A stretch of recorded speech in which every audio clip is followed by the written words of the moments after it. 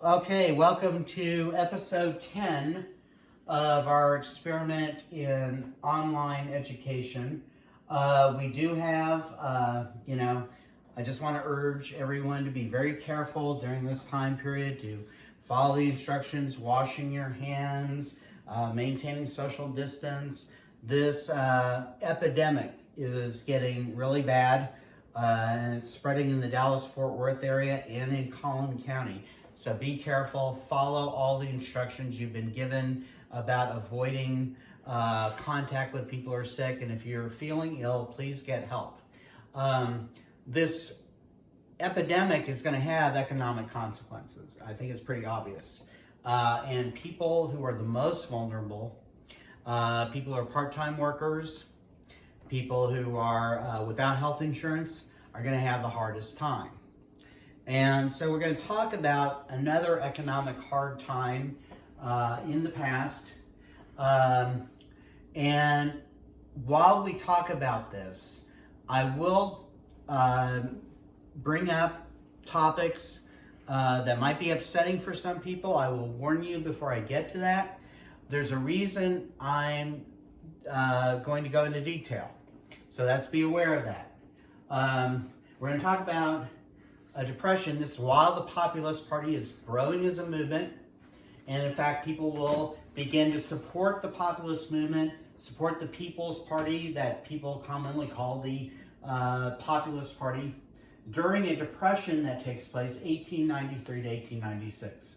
This is the third decade in a row in which there are serious economic downturns. 1873 to 1878, 1883 to 1885, and 1883 to 1896. Here's the point I'm making and why I want to go into detail about how this affects people on the personal level and leads them to despair. There was a choice made by powerful people in this time period to build a society based on two ideas. Laissez-faire, that's a French phrase. That's the idea that the government should stay out of the economy under any circumstances. That markets rise, markets fall, employment goes up, it goes down. It's just a natural process like the tides. And there's nothing humans should do to change those patterns. It all corrects itself. And any effort to help the poor or unemployed during economic downturns, such as unemployment insurance, welfare payments, help with food purchases, free medical care, all of that actually takes away from people the incentive to try harder. That's the theory. It's a cruel theory, and it's a theory not connected to reality. In America today, most of the poor have jobs. There are people at Amazon, Walmart, etc. They work full time. Sometimes they work more than one job, and they're still poor because of the terrible wages they're paid. But the people, who believe in laissez-faire believes you should not provide any assistance to the most vulnerable because that will change the law or the patterns of nature, that the economy functions best when it's not interfered with. Then also we have in this era, remember, the belief in social Darwinism. The idea that human society is like nature, and that like nature, human society is built on a fierce competition for resources between the weak and the strong, and the weak should be weeded out, just like in nature. The most vulnerable are actually a danger to the species. If we help the most vulnerable, they're going to have families, they're going to reproduce. Eventually, the inferior essentially will outnumber the most fit, and they'll be a burden, and they'll cause a collapse of society. I want to remind you of a quote from one of the social Darwinists we referred to earlier in the semester, William Graham Sumner, who was a Yale professor who was a social Darwinist, and he said, "The drunkard in the gutter is just where he ought to be according to the fitness and tendency of things." The attitude of social Darwinists was, if people are weak, they're drunk, they're unemployed, they have disabilities, let them die. It's a very cruel, harsh society. Let me note something though. We may be approaching very harsh times economically. We can't predict what the ultimate effect of the pandemic will be economically. We do know that probably people will lose work. People will have a hard time finding services. But we're not living in the 1890s. Things have changed. The programs aimed to help people are often under attack, but we have a choice we can make with our activism, with our votes, to make sure that we have a more humane, decent society. We're better than we were in the 1890s in this regard. We can be even better than we are today. So we have an option to help. So this is going to be some tough material, I think, but I want to show you the consequences if we choose a harsher path, because these ideas are not dead. They haven't been killed yet, and I think these ideas have to. So let's talk about the Depression in the 1890s, the third in 3 decades. This will lead people to consider more radical alternatives like the populists, and in fact the populists politically will do better because of the very hard economic times. Again, one of the major causes of these depressions is that we have too much wealth at the top, wages are miserably low, the average worker is making the equivalent adjusted for inflation for a 60, 70 hour or more a week job of $13,000 a year. I think none of us can make it on $13,000 a year. You have children making up 20% of the workforce. So most people don't have enough money to spend. That's a drag on the economy, but also the government has chosen to tighten the money supply. A move that helps bankers, a move that helps people in investment, the wealthy. It harms the working class. And so we have these combined factors. The economy collapses again in 1893. Farmers and factory workers are terribly hit by this. Meanwhile, the wealthy, people like Carnegie, Rockefeller, etc., everything drops in value. They buy up oil wells. They buy up failing companies. They come out of these downturns richer. The poor, however, and the working class, at one point, there are going to be 3 million unemployed people in the United States during this depression. That's 20% of the workforce. Let me give you a comparison. In what's called the Great Recession in 2008, during your childhood, through 2009 at the peak, the official unemployment rate was between 10 and 11%. The real unemployment rate was probably higher. These numbers often don't include people who just give up looking for work. And at a certain point, they're just not counted. So 10 to 11% compared to 20% in the 1890s during that depression. One other point of comparison, during the Great Depression in the 1930s, the unemployment rate reached about 33%.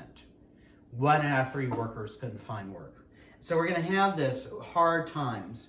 So this is where we get to some difficult material. So when I talk about this, I want you to know about the services available. I want to be clear. This is not what you have to do. And I want to be clear that there's a community out there and there are programs. Those did not exist in the 1890s in many ways. So you had, we can talk about numbers, but I think the personal stories really do show what's wrong with these ideas.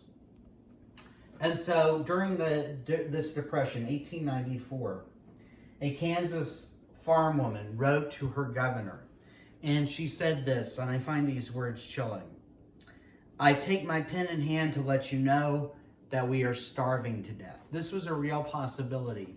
We do have programs in place to prevent that, even though many, many people today are underfed. Starvation would be a very odd circumstance. There are programs created from the 1930s and 1960s aimed at preventing that. Now, many workers give up hope. And so we have to talk about that to make real the consequences of these terrible ideas we talked about, social Darwinism and laissez-faire. So In Massachusetts, the state medical examiner revealed the human cost of this downturn. And what he would do is, people would commit suicide because they gave up hope. And he would keep records to protect their identities. He would use initials. And we get a little glimpse as to what the real cost of these policies and the depression that happens in 1893, 1896 are. So I'm going to read these. While I do this, I do want you to be aware of this phone number. I don't know how the economic situation is going to affect your family, but this is a hotline, a prevention hotline.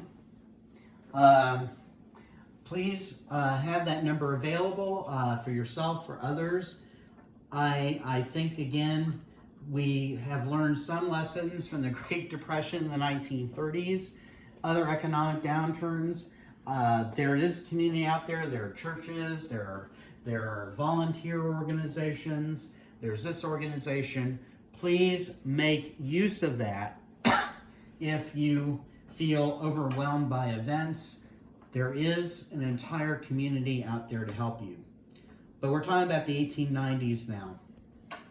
And so going through these Massachusetts Medical Examiner records, one's dated October 2nd, 1896. The record, this one particular bit of record tells of a 29-year-old, and please note, these are young people who give up, and this happens. There's always another option.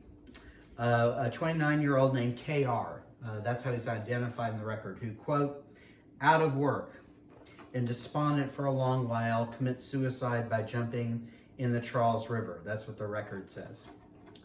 A woman named FS, or identified as FS in the records, also 29, is depressed after losing her job, and at 7:50 in the morning, January 1st, 1896, she calls her father to tell him she had taken poison and she wishes to die. When he gets home, she's in a building with a telephone. She calls him.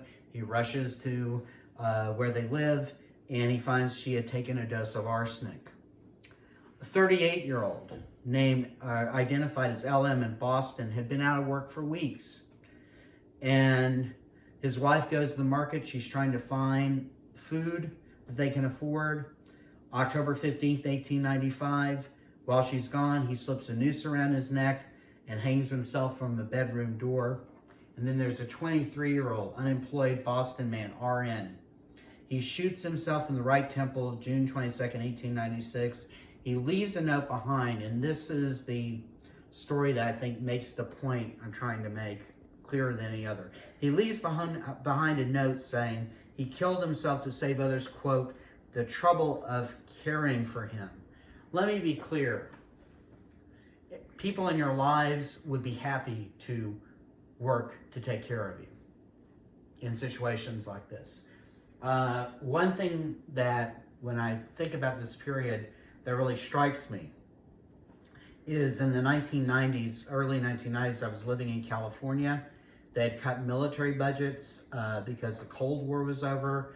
We're no longer afraid of a possibility of a war with the Soviet Union. They began to close bases, and where I lived in California, there was an Air Force base called George Air Force Base that shut down. The economy tanked in that area, and in fact, there was a recession nationwide. And I volunteered in between grad school stints for the United Way. I took phone calls for something called First Call for Help.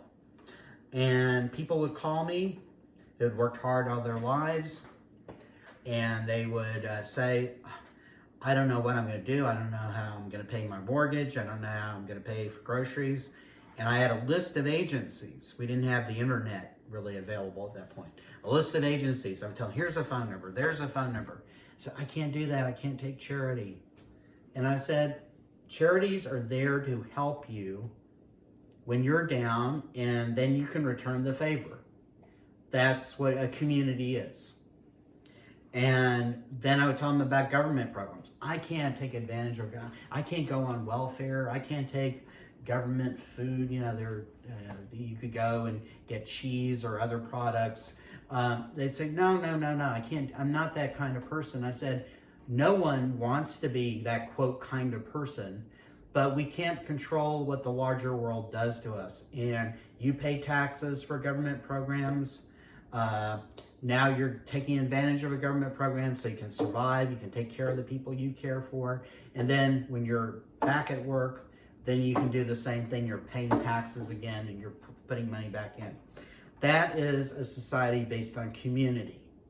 In this era, the leaders don't believe in that. They don't see a joint responsibility, a shared responsibility for each other. This attitude will recede, begin to fade during the Great Depression in the 1930s, but it's not completely dead. And so it's our collective responsibility to make sure we have a society that's humane, that cares for each other, that leaves no one alone. And by the way, use the resources you have. Don't be embarrassed.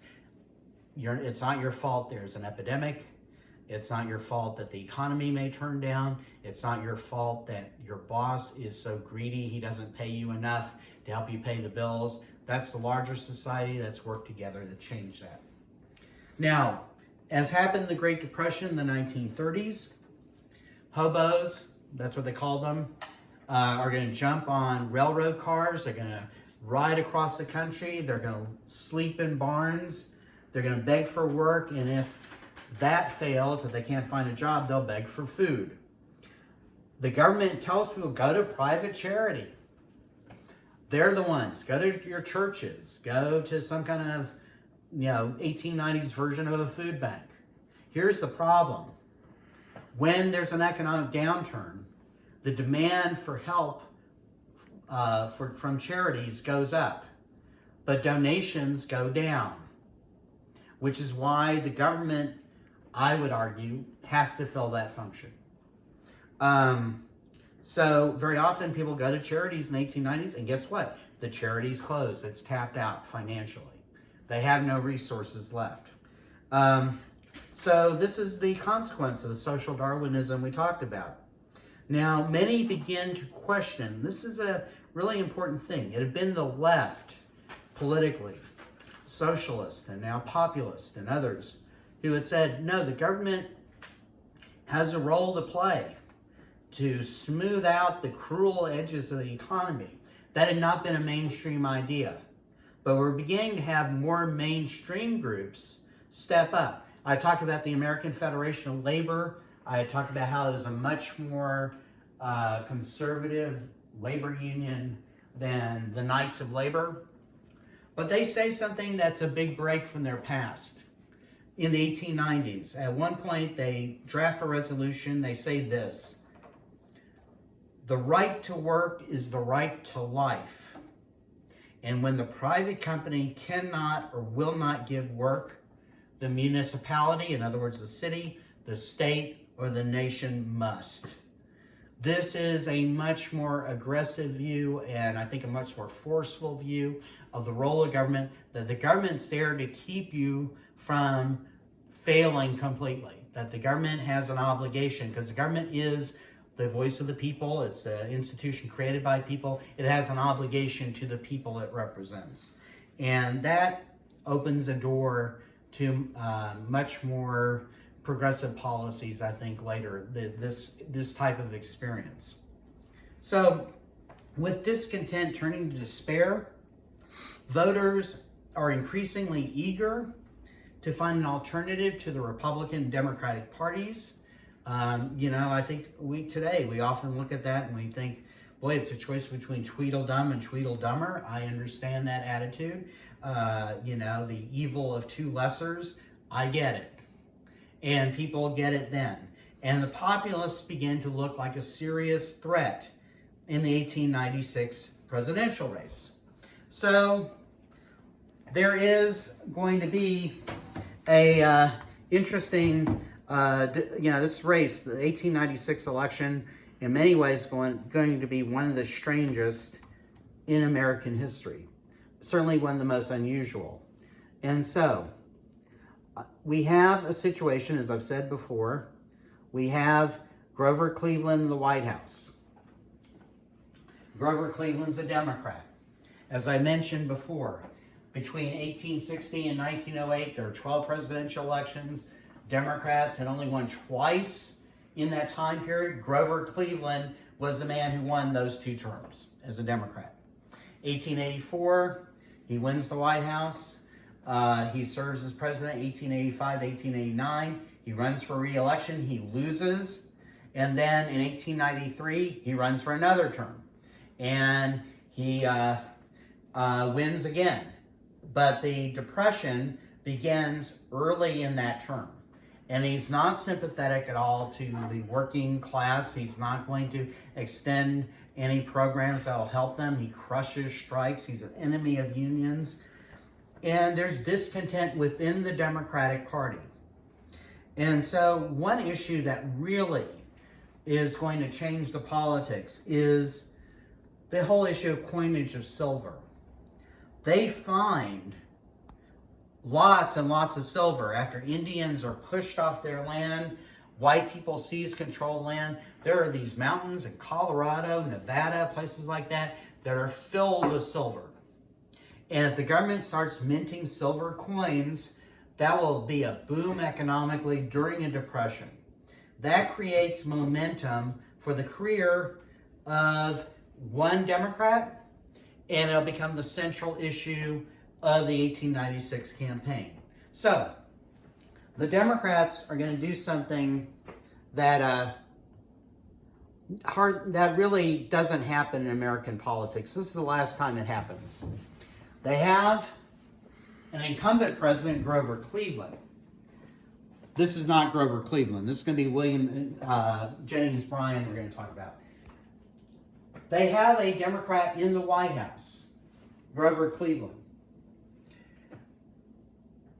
It never happens virtually when a party has a member of its own, in the White House, they're running for re-election, that party then refuses to renominate him. That just doesn't happen. 1980, when we had an incumbent Democrat in the White House, Jimmy Carter, inflation was high, unemployment was high, the Iranian government had seized American hostages, the Carter presidency was sinking. They still renominated him for president. It's rare for a party to fire one of its own when they run for re-election. However, that's going to happen this year. The Democratic Party will refuse to nominate Grover Cleveland for another term. They're going to replace him with this man, William Jennings Bryan, who's a Nebraska congressman. He is a fiery speaker. In fact, in his personality, in his speaking style, he's a lot like a preacher. He has a cadence. He has that tone. And he's going to campaign on this issue, coining silver. He wants to expand the currency to help farmers out. And he makes a very dramatic speech in 1896. It is actually the first political convention speech recorded. You can actually go on the web and hear the speech. And it's called the Cross of Gold speech. We'll talk about his campaign. We'll talk about the 1896 presidential election next time.